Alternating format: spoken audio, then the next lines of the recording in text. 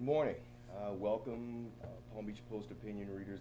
I'm Rick Christie, editor of the editorial page of the Post, and I'm talking this morning with former Marine Corps Sergeant Justin T. Eggen, who has a new book coming out, Outside the Wire, a Marine Corps, a U.S. Marines collection of poems and short stories. And for Veterans Day, we wanted to invite him to come in and speak with us for a little bit today about his book, PTSD, veteran suicide, and some other issues that he can share with us. He can share his perspective with us. And so welcome, Justin. I got to be careful because, as my sister tells me, once a Marine, always a Marine. Yeah, there's no former Marines here. No such thing as a so I apologize. It's a title earned, not not given. All right, and so the book is just published, it's coming out. It comes out on November 10th, which is the Marine Corps 242nd birthday, okay. I believe, on this Friday. And I set up some pre-orders so people can get the book about a week ahead of time for the first 100 copies, just kind of like an incentive to get people to, All right, good. Now I'm going to get something straight to you. You're from Lantana originally? I was born at Good Samaritan on Palm Beach Lakes in Flagler, and I was raised in Green Acres off of Cudza and Forest Hill. Okay. And then I moved to Lantana when I was like 13. All right, so you're a Palm Beach County native. Yeah. You can say that all over the place. Yeah. And what high school did you end up with? Forest Hill High School. Okay, cool. Graduated 2007. All right. So you've been, I wanted to ask, so you've been traveling a little bit, promoting the book? I'm going to be, yes. I leave tomorrow at 5 o'clock in the morning. Oh, wow. I leave tomorrow to go to Emporia, Kansas. Yes. That's where Veterans Day was created, I guess. That's what they tell me. All right. So I'm going there to Emporia State University. I have a speaking event there tomorrow night at 7 o'clock. Okay. And then a book signing. And then on the 10th, on November 10th, when the book's actually released, I'll be in NC State in North Carolina in Raleigh, doing a book signing there. And then on the 15th of November, I'll be in American University in Washington, D.C., doing a speaking event, book signing. Oh, all right, good. So you're getting a lot of good promo for the book. Trying to, yeah. Yeah, okay. I want to ask first, before we start talking more about the book and some of the details and everything, what motivated you to enlist? Because you enlisted in, what, 2008? Yeah, I joined, yes, sir. I joined in 2008 in May. Okay. And the thing is when I was a child, I always, I always had like a type of a mentality, like I always knew I was kind of going to go to the military. Mm-hmm. I just didn't know like the route I was going to take. I mean, when I was 17, I actually tried to join the Army. Is that and right? My mom told me no. She was like, no, I don't want you to leave when you're 17. You just wait until you're 18 and you can make your own decision. I don't want to sign any papers for you. Wow. So about a year out of high school, I wasn't doing much with my life, so I was like, I got to figure this out. And Marine Corps seemed like, in my mind, a better place than the Army. A better place. Well, no, I don't know if it's a better place than the Army, but just at the time in my life, that's just directly where I wanted to be. Okay. I actually was working at the Palm Beach International Airport right here, cleaning private planes, and President Bush came and his helicopter squadron, the HMX-1, they were in our hangar, and the power went out one night, and these guys they went to the ready with their rifles, instantly, and I watched them do it, and I was like, man. Oh, yeah? That's some discipline right there. Oh, okay. And then, sure enough, I don't know, like a couple months later, I was at boot camp. I was at Parris Island, so. All right. So then, and as we get talking here a little bit more, I'm going to ask you to read a couple of things from the book. But so tell us a little bit more about when you first went over. So you did you did 2 tours. 2 tours, yes. Okay, and when you went over the first time, I think you said that it was as a combat replacement. Right. Now, correct. what did that involve, and where were you? So my battalion, they left in the end of October 2010. They actually left the exact same day that I had reconstructive shoulder surgery. So November goes by, December goes by, and in January, we get a call to our battalion, to the guys that were left behind, in North Carolina still. They said, we lost some guys have been hurt, we need guys to come and replace. So they had a gang, about 15 of us, we all volunteered and we went over as combat replacements, and then they split us up between the platoons that needed guys. Okay. So I got placed in a second route clearance platoon 2, and I just showed up and I got there right around Valentine's Day. Yeah. And I just stayed there.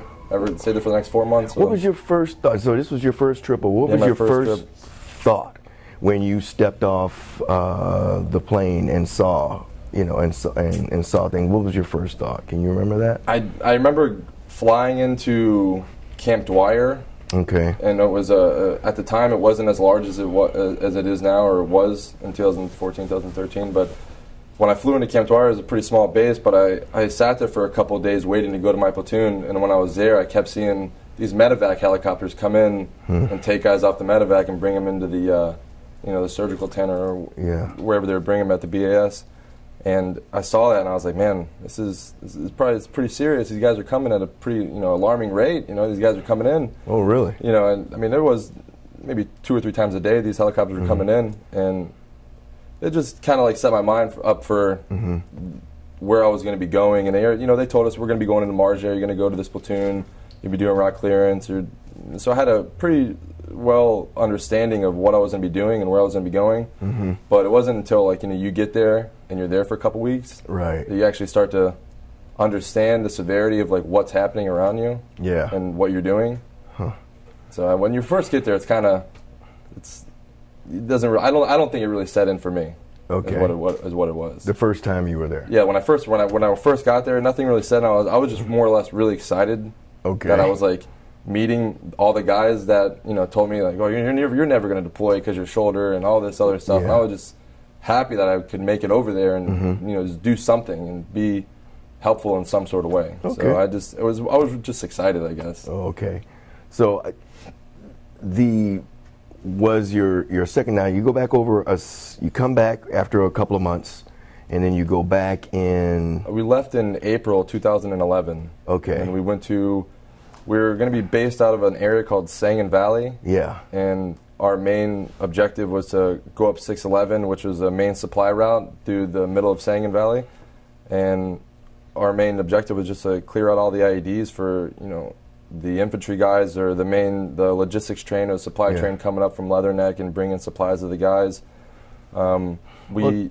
Describe that to me. I mean, if you would, because I mean, I don't know if people they can try to imagine what that's like, obviously. But when you guys roll out, I guess first thing in the morning, you're told what that. All right, what happens is you get a mission brief. You're a lieutenant, your platoon commander, which is usually a second lieutenant or a first lieutenant. You go over a mission brief for the morning. That gets passed down to them from higher ups. The captain of the company and so on and so forth up the chain. But it gets processed down to us, and they say we're going to go from here to here, and then we're going to come back. Pretty much, you're going to go keep a presence patrol. You're going to go out. You're going to clear out these roads that day, so there can be free movement through those streets. Okay. Now, are you on foot? Sometimes we would get out of the vehicles and we would V-sweep, get out with metal detectors and sweep if it was something that we felt we deemed necessary to do. Other times we had these vehicles. They're called Huskies, and they're one-man vehicles. It's a one-person vehicle, and it's really... How big is that? Big as a golf cart? It's like maybe? this. It's wow. It's like this. There's a screen here, windows here, and you're sitting in a little capsule, pretty much. Wow. Okay. So the front of it with the front wheels and axles and the back wheels and axles are meant to actually be blown off.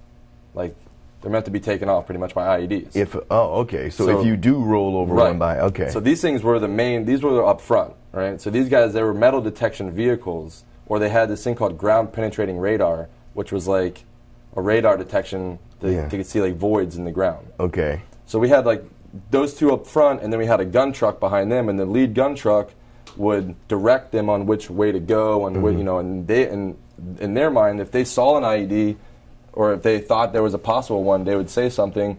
We would either get out and go interrogate it ourselves. We would have this vehicle, which is called the Buffalo, and it's a big, really, really large vehicle with an arm on the side of it, an extended like arm with a claw. Okay. And it has a little controller. You sit inside of it, and you bring the arm out, and you can dig with the claw, and you can dig up the IEDs. So without doing it yourself. Okay, so you're in the. I'm in in the little No, vehicle.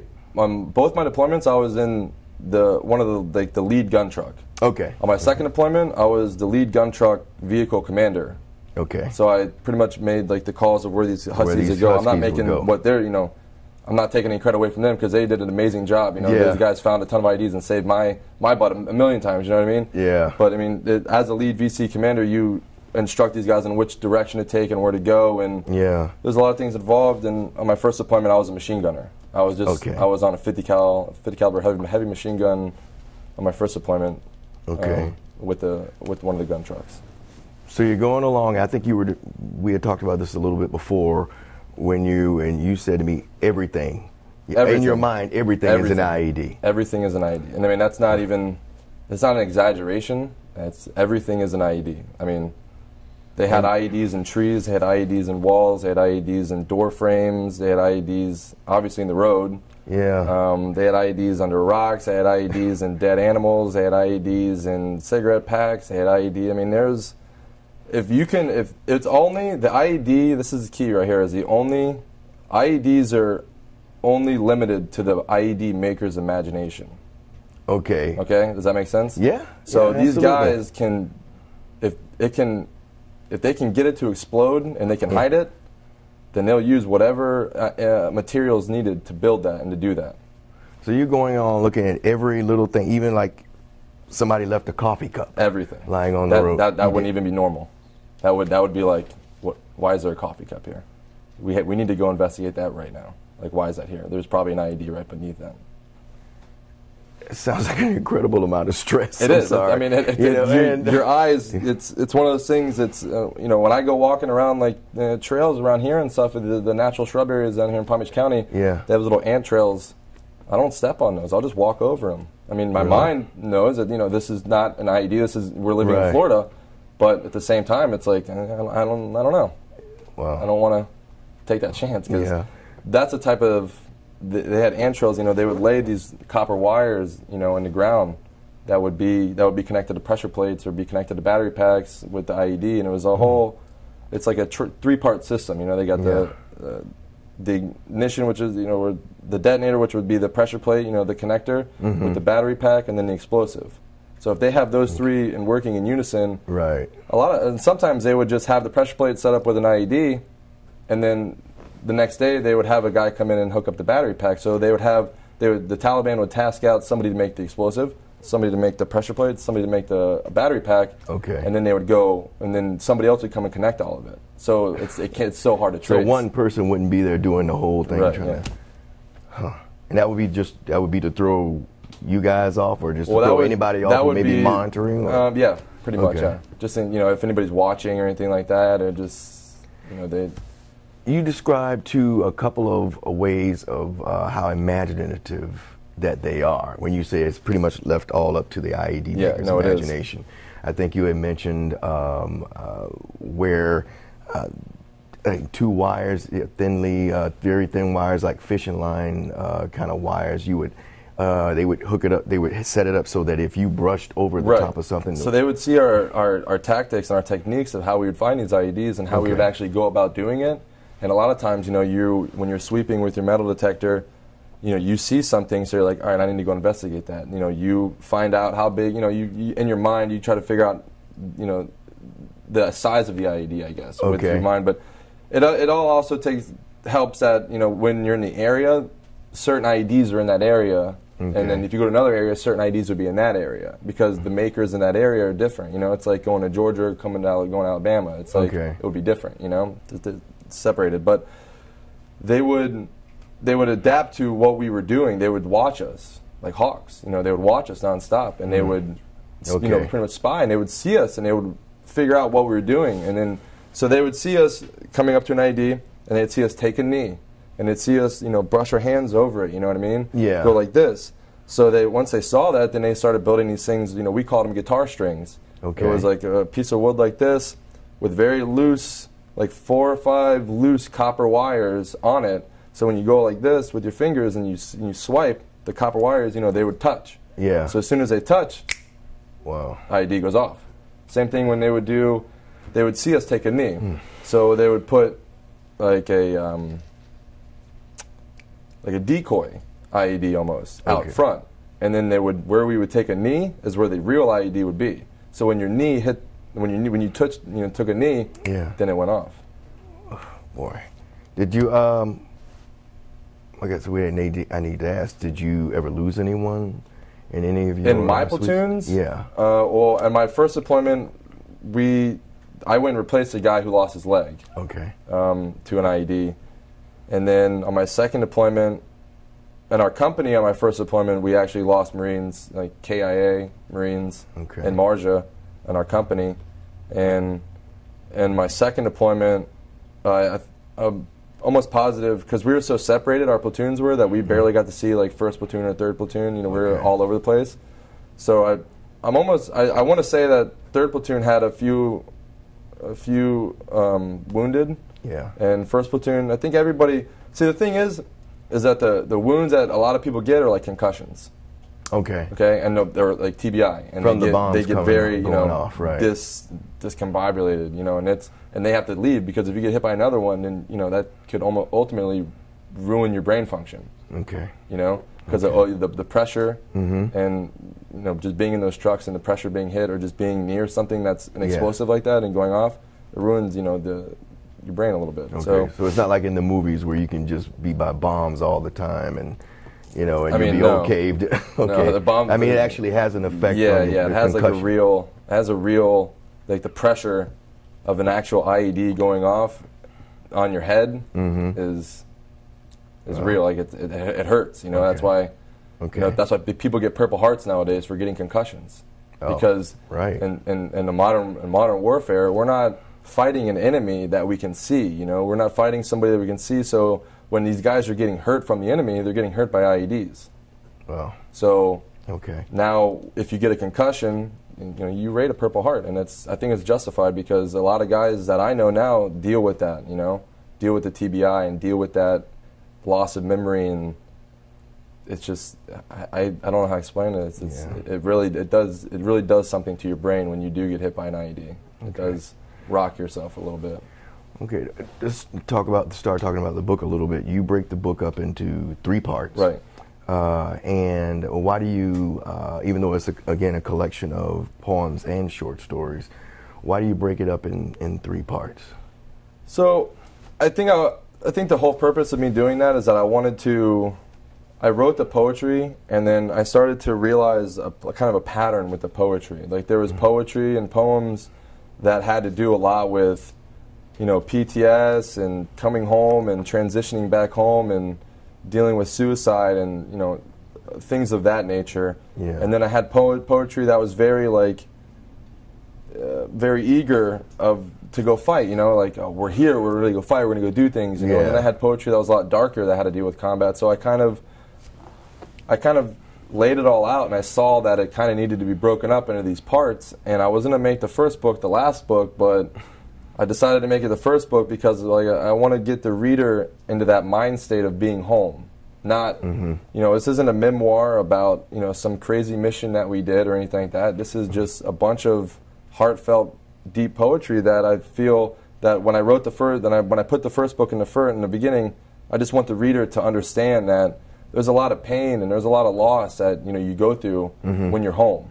Okay. And not just being overseas. It's being overseas. Yes, it's a combination of that, and then coming back home, and then the disconnection that you feel with society.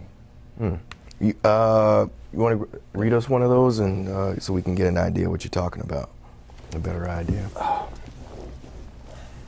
Because we want to talk about a little. I know that the issue of veteran suicide is it's a huge. Big deal for you too. It's big. And we want to talk about that some too. But so which one would you want me to read? I have a few that I would like that I think were. Well, pick one for us. All right. I'm going to read my suicide poem, if that's all right. Yes. That's fine. That one I feel like we're talking about suicide. Okay. Suicide poem. Shooting myself would be easy. I know it would hurt, and I know it's selfish. That doesn't change the fact that I don't want to die yet. At the same time, I died a long time ago. So what's the harm in suck starting a 45 when everything around you seems pointless? We lose people every day, and every day we mourn. So why not have people mourn me? It's the will to live and push through the bullshit and bring yourself to the side of happiness. This side is a light side and full of joy, charisma, and elation. Real euphoria, full of family, friends, companions, lovers, and life. The kind of happiness that pushes you to continue living on this beautiful planet. The kind of paradise that brightens the darkest days. The kind of perfection you realize is there halfway into writing your suicide poem. The light is there. Everyone is there. We are here. That was, it starts out dark, but right. then how you come into the light, as you were, I think you were saying. That's why, you know, and when I was writing it, it's because the thought of suicide, you know, it has crossed my mind. I write about it even in my foreword. You know, my 23rd birthday, I mean, my cousin tackled me when I put a gun to my head. You know, and it was a rough time in my life. I was getting pretty much booted out of the Marine Corps, and I came back from Afghanistan, and I just was in a really rough patch. You know, and I didn't really know what to do. So that thought is always there. You know, it's a selfish thing, and it's an easy route to take. You know, it's one of those things that if you have the mind. It's an interesting word to say, easy route. It is. I mean, compared to having to live and keep going. Life isn't easy. Yeah. Life is hard. Yeah. It is, you know, and life is one of those things that it's hard, you know, and if you have the right mindset, you can get through it. You can make especially for veterans that have gone through the things that, you know, veterans have gone through overseas, you know, even if you're not a combat veteran, you know, there's a standard that you hold yourself at when you are in the military. And so when you get back, you know, they want to make you, I'm not degrading anybody's job, but they want to make you go work at Home Depot and just give people wood. Yeah. I mean, I was in charge of millions of dollars of equipment. I don't want to just hand out wood. Yeah. You know, I was in charge of $1 million equipment, firing bombs, you know, saving people's lives. I don't, the standard that you live, so you have to, so that adjustment. It's a huge adjustment for veterans, period. Okay. Now, being a combat veteran, it's a whole other ballgame on top of that, because you have to deal with, you know, the combat on top of that veteran mentality, you know, that, because the veterans, you know, we do hold ourselves to a very high standard, and we beat ourselves up a lot. That's another thing. Yeah. Veterans beat themselves up a lot when they can't meet that standard. Well, I think you were mentioning to me when we first talked that, you know, you've heard the number 22 veterans a day, as high as 22 veterans a day committing suicide.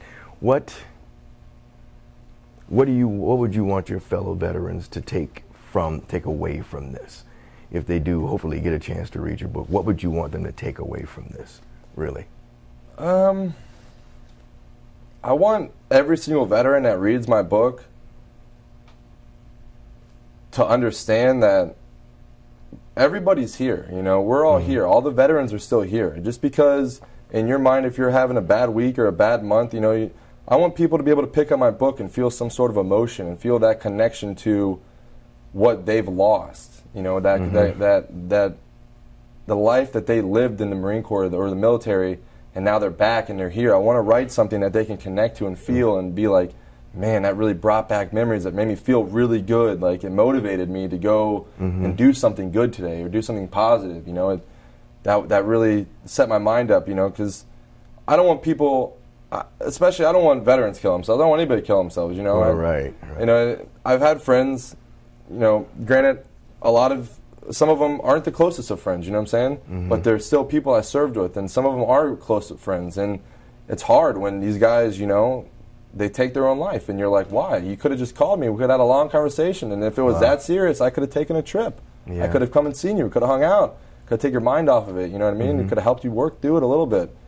That's why the reason I did write this, and that's the reason I did want to publish it and put it out there, because there's a ton of veterans that were overseas in Iraq and Afghanistan, and especially people that are my age that are 30 years and younger that have been overseas, and you know, maybe they don't know how to deal with a lot of it, you know, and I just want to write something that can make them feel good about themselves and make them feel good about what they did, and make them in their mind be okay with things, I guess. And that it's okay to, is it okay to seek help? Of course. If you need it? Yeah. You know, I know you said you could call another vet who's been through what you've been through, but is it? I mean, should they feel any less if they have to call the VA or Not something? at all. I don't think so at all. I think that actually going and speaking to a therapist and getting a lot of that pent up emotions out, if you get it out into the world and you voice it, and you can speak to somebody about it, and somebody can give you some sort of, positive feedback to what you're going through, and not a negative feedback. I think that's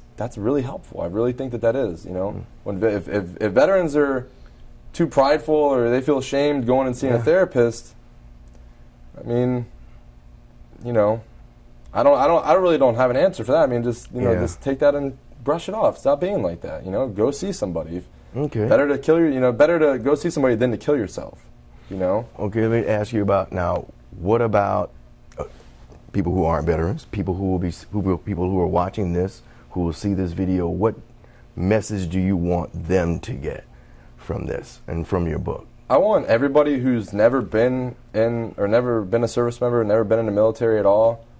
I want them to get a real perspective, a real ground level, a ground view of what goes on over there. Real deep, like an emotional insight into it. Not just, like I said earlier, like a memoir of some crazy mission we went on. It doesn't help anybody to understand your mindset.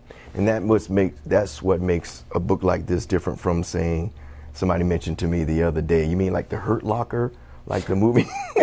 That movie has so many flaws. It's not even funny. Oh, really? Yeah. Okay. Well, we probably could talk about that another half an hour. But I was like, no, I think this is different. This is the perspective of someone who, was not just he wasn't out there like getting rid of the bombs or something like that, but he was finding them, and he's in the middle of all of this, and then carrying that back with him. Yeah, right? I want people to really get a real perspective, because a lot of books that I've seen from the military or like nonfiction war literature. Yeah, I think that a lot of it is officers and talking about the larger picture and why we're in Afghanistan and what we're doing here, and the diplomacy behind it, that kind of political views on it. And I didn't want to write about that, and I didn't want to write about just one singular mission that we went on. I wanted to. The poetry comes natural, and for me to write poetry for people that they can actually read it and they can understand it and they can feel it and they can get some sort of real perspective. That's my whole goal. Is that I want like you to be able to read it, and I want you to read one of the poems and be, damn, that made me feel a certain way. I got goosebumps from reading that, and that's what I want for everybody to read. And I want them to get real perspective. I want them to understand that, the guy down the street that you don't like just because he's mean or whatever, he may not be as mean as you think he is, because maybe he's gone through some stuff in his life, and he can't talk about it, and you don't understand him. You're just like, he's just an ass. Yeah.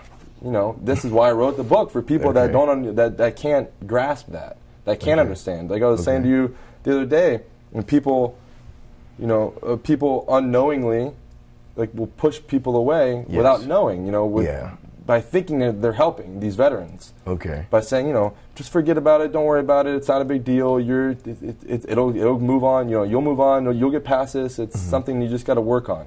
Okay. And I think that's the wrong angle that most people ignorantly take without knowing without really understanding that this veteran doesn't need you to be like, move on. He needs you to be like, all right, man, well, talk to me about it. Like, what happened? Like, explain to me. Don't tell him to move on about it with his life. That's not the right route, in my opinion, that people should take. Okay. That's why I wrote the book, so I can get people to. I appreciate that. And so we're going to have to wrap it up now, but I did want to get some information out about the book. It's in paperback. It's $14.99. It's $14.99. $19.99 for signed copies. Signed copies, on my website. Yeah, and give us the website address. It's www.outsidethewirebook.com. All right, www.outsidethewirebook.com. Yes. All right, Justin. Again, thanks for coming out and talking to us. Thank you. All right, and good luck on the book tour. Yeah, I hope so. Thank you. All right, thanks, folks, for joining us.